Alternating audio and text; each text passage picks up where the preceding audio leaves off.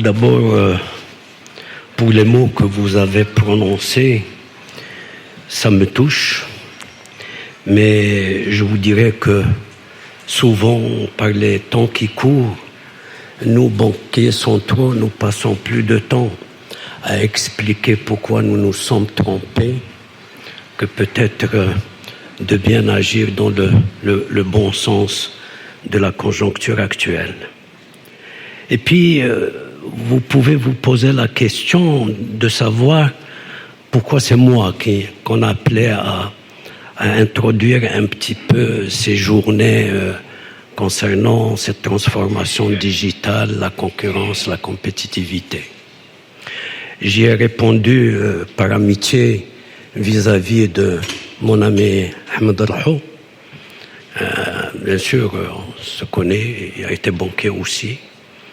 Mais surtout parce que c'est la communauté des régulateurs. Et donc, il y a une certaine, je dirais, solidarité qui unit les régulateurs. Donc, je vous demanderai un peu de bienveillance à mon égard concernant ce thème. Voilà. Donc, Monsieur le Président du Conseil de la concurrence, Président de la NRT, de l'ADD, Messieurs les Présidents et Directeurs, Monsieur le Président du Comité de la concurrence de l'OCDE, Mesdames et Messieurs, c'est pour moi un réel plaisir de prendre part à cette conférence internationale sous le thème transformation digitale entre régulation et compétitivité. Et je tiens cette occasion donc à remercier mon ami Rahou, président du Conseil de la concurrence, pour son invitation et à le féliciter pour le choix de la thématique, pour la qualité des panélistes nationaux et internationaux qu'il a pu réunir et pour l'organisation de haut niveau de cette conférence. Je suis d'autant plus heureux que le sujet retenu pour cette conférence porte sur une problématique d'intérêt commun pour Banque Maghreb et le Conseil de la concurrence et confirme l'importance des passerelles de communication et de concertation entre nos deux institutions. Mesdames et Messieurs, nous assistons depuis une dizaine d'années à des évolutions importantes en matière de digitalisation qui impactent de plus en plus nos quotidiens d'individus et d'entreprises. Ces évolutions se manifestent dans les changements apportés à notre manière de rechercher l'information, de communiquer, de consommer, de payer, de se financer, de présenter ou encore de distribuer les produits et les services. Les autorités publiques reconnaissent les énormes apports de ces évolutions en matière de création de nouvelles opportunités d'emploi, de confort, de produits et services personnalisés, de réduction des délais et des coûts et de simplification des liens sociaux. Les plateformes numériques, dites multifaces, et les réseaux sociaux, acteurs clés de l'économie numérique, sont devenus incontournables, à la fois pour les personnes et pour les entreprises, car on y voit de part et d'autre un environnement virtuel où l'on peut exister, penser,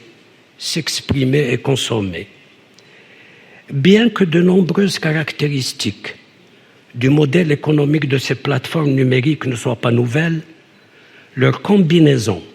associée au rythme du changement et à la portée mondiale de certains acteurs du marché, constitue un défi pour les régulateurs et les auteurs de la concurrence et les autorités de la concurrence. Ainsi, de plus en plus d'experts expriment des préoccupations concernant la concentration accrue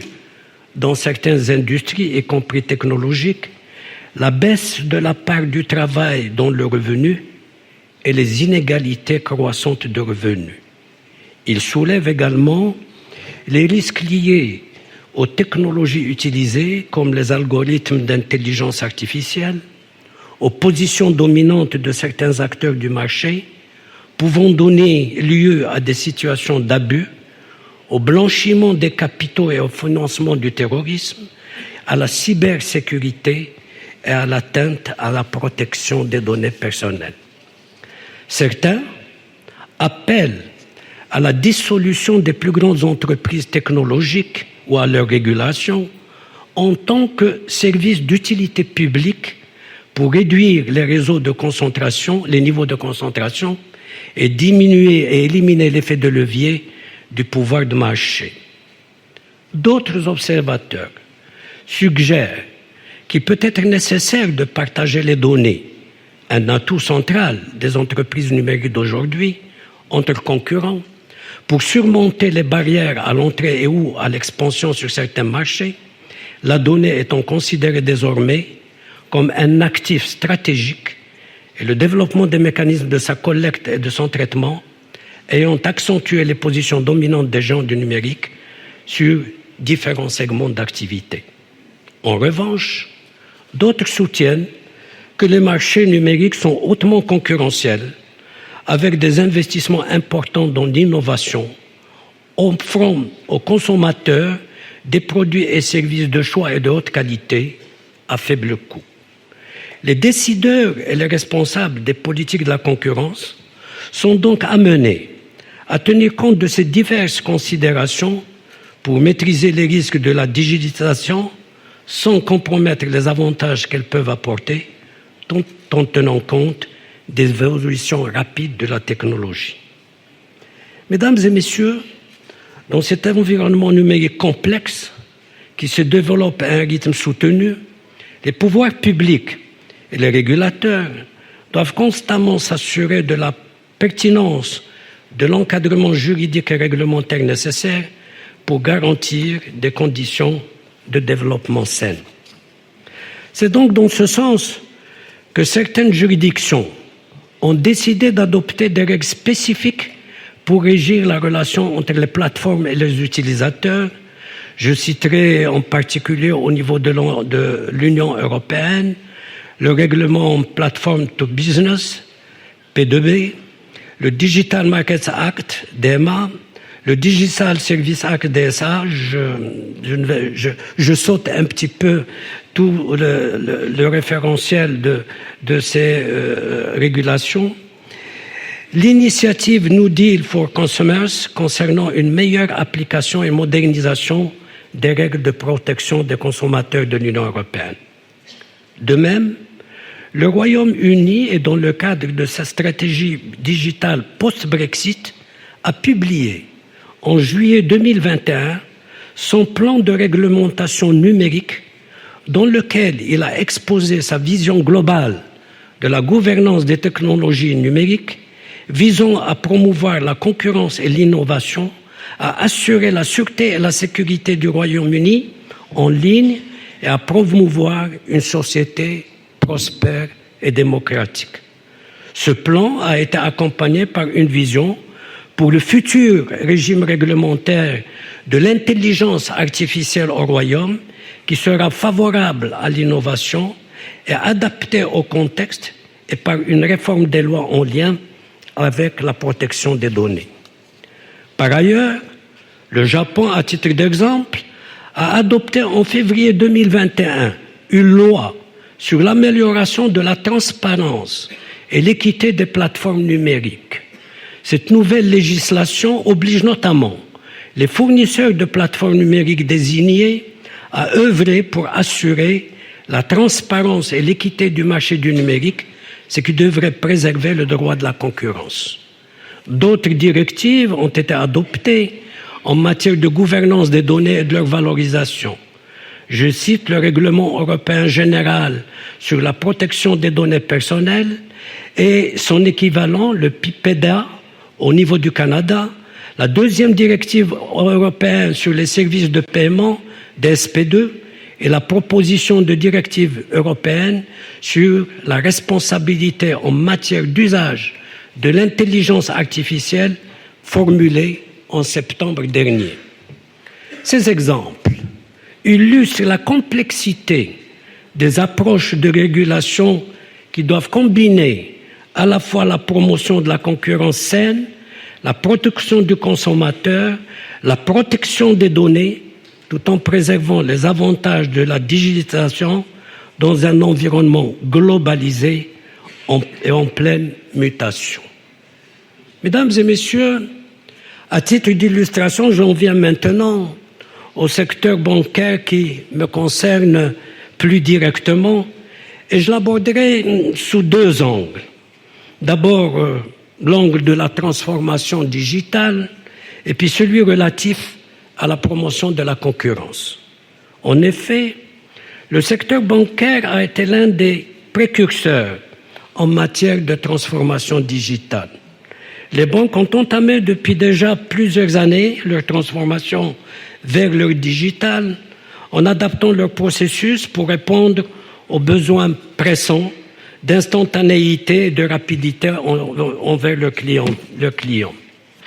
On assiste également à une transformation des modèles d'affaires avec l'émergence de nouveaux acteurs comprenant les fintechs, mais également les opérateurs télécoms, les big tech, qui se basent généralement sur deux modèles ayant des contraintes réglementaires moins rigides que la banque classique. Il va sans dire que l'introduction de ces services innovants participe à la stimulation de la concurrence et favorise une plus grande diversité de l'offre et une réduction des coûts au bénéfice du consommateur. Mais elle induit aussi des risques liés notamment à la stabilité financière, à la protection des consommateurs, au blanchiment des capitaux au financement du terrorisme ou encore à la cybersécurité. À l'échelle internationale, la transformation digitale dans le domaine bancaire et financier appelle à une concertation entre les régulateurs et les autorités compétentes afin de pouvoir concilier entre les avantages que cette transformation présente et la maîtrise des risques qu'elle induit. Dans ce sens, le programme FinTech Bali, mis au point par le FMI et la Banque mondiale en octobre 2018, vise à aider les pays membres à tirer parti des avantages et des possibilités de progrès rapides de la technologie financière tout en gérant les risques inhérents et édicte les recommandations pour le renforcement de la concurrence et l'engagement en faveur de ce qu'ils appellent les marchés ouverts, libres et contestables. Aussi, la technologie financière dans le secteur bancaire pourrait, selon le comité de Bâle, induire des transformations de différentes formes. D'un côté, les banques établies pourraient continuer de dominer le secteur, proposant un meilleur service à leurs clients grâce aux avancées issues des innovations technologiques. D'un autre côté, ces acteurs historiques pourraient voir leur situation bouleversée par l'arrivée de nouveaux entrants plus agiles et plus prompts à adopter les innovations de technologie financière qui répondent aux besoins des clients. Selon ce comité, les scénarios distributifs sont improbables. Les scénarios qu'ils appellent morcellement du paysage bancaire ou meilleure banque demeurent les plus susceptibles de se réaliser. Ils se caractérisent principalement par des banques établies qui adoptent le numérique et se modernisent afin de protéger leurs relations clients et le service bancaire de base et l'émergence de nouvelles entreprises. Indépendamment du scénario, les nouveaux acteurs du marché renforceront la concurrence dans ce domaine en proposant des offres à des tarifs concurrentiels répondant aux besoins de la clientèle, une concurrence que nous devons encourager au profit du consommateur et des services financiers. En ce qui concerne la concurrence dans le secteur bancaire, cet aspect est pris en compte par Banque El Maghrib dans le cadre de son rôle de régulateur et se reflète à travers l'application des mêmes règles à tous les acteurs sans différenciation entre les statuts des actionnaires, qu'ils soient publics ou privés, et l'ouverture du secteur bancaire à de nouveaux acteurs. Je citerai les établissements de paiement, les banques participatives ou encore, tout récemment, le crowdfunding qui présente l'avantage de renforcer l'offre de produits et l'inclusion financière. L'analyse de la concurrentialité du secteur bancaire a été fait l'objet d'ailleurs d'une étude diligentée par le Conseil de la concurrence en 2013 qui a démontré l'existence d'une concurrence effective entre les opérateurs. À ce titre, Banque al-Maghreb a œuvré à la levée des barrières pour l'accès aux services bancaires à travers notamment l'adoption par la profession de la gratuité d'une sélection de services bancaires utilisés et encadrer la mobilité bancaire pour faciliter aux clients la décision de changer de banque. Le renforcement de la transparence des services bancaires est également une préoccupation permanente. Ainsi, nous avons introduit les exigences ayant trait à l'affichage des conditions appliquées aux opérations, à la transmission des relevés bancaires à la clientèle, à la consommation annuelle du récapitulatif des consommations et à l'information des entreprises sur leurs demandes de crédit. Cette transparence sera renforcée davantage encore par la mise en place par le secteur bancaire très rapidement d'un comparateur des tarifs bancaires et dates et valeurs facilitant à la clientèle le choix de la banque qui répond le mieux à leurs besoins. Mesdames et messieurs, je ne vais pas vous assommer en vous indiquant dans le détail que Banque al-Maghreb, en tant qu'entreprise, a mis le digital au cœur de son dernier plan stratégique. Cela conduit à la transformation de nos processus, activités internes, notamment à travers un travail de réingénierie et une exploitation avancée des données, dont notre rôle en tant que régulateur, dont la digitalisation et l'émergence d'écosystèmes financiers. Je passe sur le détail, vous le trouverez à travers, je dirais, la distribution de mon intervention avec plus de détails encore. Banque al-Maghreb a également mené en collaboration avec ses partenaires plusieurs chantiers visant à renforcer le levier de développement de l'écosystème des fintech. Nous avons également engagé dans le cadre d'une commission nationale regroupant l'ensemble des parties prenantes le chantier de préparation de l'encadrement juridique des cryptoactifs qui ont déféré, je dirais, la chronique pendant plusieurs... on nous a reproché de les interdire à un moment donné. Mais maintenant, il y a une commission avec les différentes parties prenantes qui est en train de finaliser un projet de texte juridique entourant les cryptoactifs et lancer la réflexion sur l'émission potentielle d'une monnaie digitale de banque centrale avec des comités et avec l'appui à la fois des organisations internationales comme le FMI et la Banque mondiale, mais surtout avec, je dirais, la participation des banques partenaires qui nous ont devancés dans ce domaine et où le travail est bien avancé. Nous nous orientons davantage sur une monnaie banque centrale dirigée vers la monnaie de détail plutôt que vers la monnaie, je dirais, de gros. Par ailleurs, une nouvelle dynamique de marché est attendue avec l'introduction prochaine d'open banking qui constitue un puissant levier de l'innovation et la recherche de développement dans le domaine bancaire. Mesdames et messieurs, la stratégie aussi de data de Banque al-Maghreb lancée en 2021 a positionné l'amélioration de la gestion et de la gouvernance de la donnée en tant qu'actif stratégique dans un dispositif global qui favorise la transparence sur les données statistiques qu'elle produit et facilite l'accès à ces données au profit de son écosystème et stimule la compétitivité entre les différents acteurs à travers une exploitation efficiente de ces données. Mesdames et messieurs, encourager l'innovation et l'utilisation des technologies numériques comme moteur de croissance pour créer des marchés florissants est devenu un facteur de compétitivité à l'échelle mondiale. En tant que régulateur, nous devons accompagner ces innovations tout en veillant à ce qu'elles soient développées de manière responsable afin de protéger la société et de faire respecter les droits des citoyens. Parvenir à cet équilibre est un enjeu majeur qui requiert l'adoption d'approches réglementaires proportionnées et agiles